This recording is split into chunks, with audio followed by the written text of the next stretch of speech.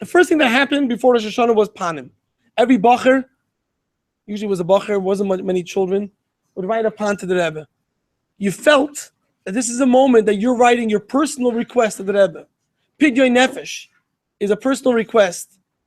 And you felt when you went to the Rebbe that it was very personal. I had a friend of mine, a little older than me, that was standing in line on the way to get his Pan.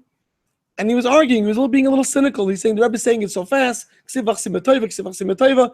not personal, it's general. It's not something that's individually connecting to me. He was challenging it because he really wanted to feel that. And when he went by the Rebbe, and the Rebbe would do it very quickly, sometimes even so quickly, the Rebbe stopped by him as he walked away, and the Rebbe turned to him and said a second time,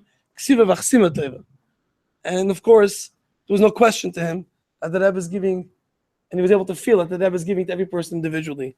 The line to wait for Panim was also a purification needed.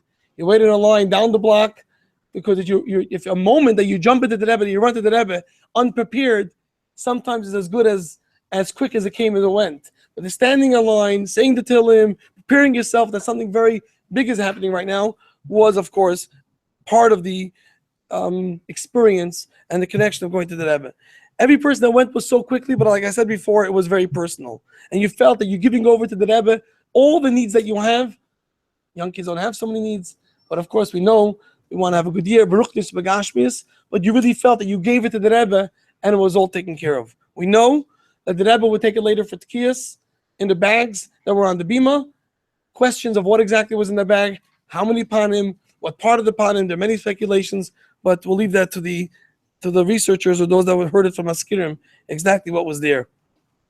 Initially, Panim was only on Erev Rosh Hashana, but of course, as the line got bigger, the Maskirim would announce from the beginning of Slichas, nobody should wait to the end, and everybody should give it in the earlier days, so the Rebbe wouldn't have to stand the entire Erev Rosh Hashana to receive Panim. And the Rebbe would receive Panim again for those that couldn't make it till then, that day. Anash, not Bachrim, would sign a Pan Klali. A Pan Klali was a general thing that everyone writes together, giving themselves over to the Rebbe and asking the Rebbe for a good year. And the Rebbe would read the Pan Klali. As you can see, the Rebbe is actually reading it. Not always does the Rebbe stand there and read like that, but the Rebbe is actually reading it, leaning on the doorpost of the Rebbe's room. And the Ziknei Chassidim would give it over, would wait there, would be a microphone, and the Rebbe would always give a response of a bracha. That was also a time that the Rebbe would give the bracha for the new Rosh Hashanah of the new year. We all know Tavshim and Beis and on.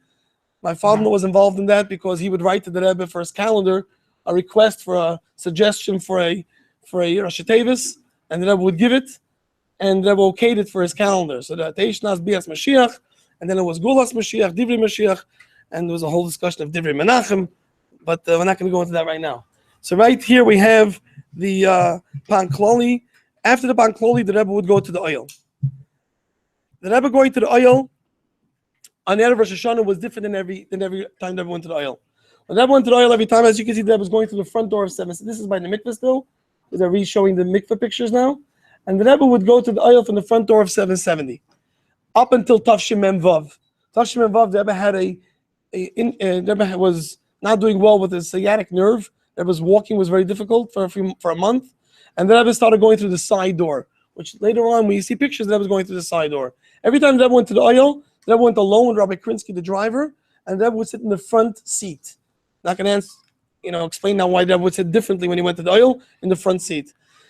When the Rebbe went to the Ohel of Rosh Hashanah, other Maskirim would go also in the back seat and sit there with the Rebbe. The Rebbe is going now with the Panim to the Ohel.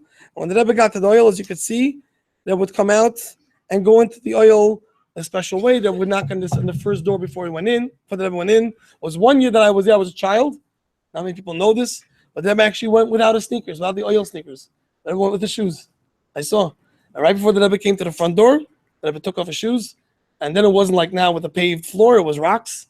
There was a little pebbles, and the Rebbe stepped on it. And later on, of course, in the room, Rebbe Groner brought and the change that happened in that room. But Rebbe went to the Ohel and stood in that room, as you'll soon see, behind this plastic. I don't want to schus. I was standing schus or not. I was a little not doing what I was supposed to do. I was looking what the Rebbe was doing. But you definitely see the Rebbe looking through so many panim that the Rebbe was looking at, and some of them Rebbe would stop and just start reading it. And sometimes, you see the movies, the videos of the Rebbe putting a hand over his head by certain parts. And then would tear off little pieces and put into a bag. I also noticed once the Rebbe looking at an invitation of one of the characters in 770 that was just a funny invitation. And it just occurred to me that the Rebbe, out of all the letters, the Rebbe stopped and read through that entire invitation. To me, it meant, again, something at Erev Rosh Hashana, what's important to the Rebbe's care for every single person.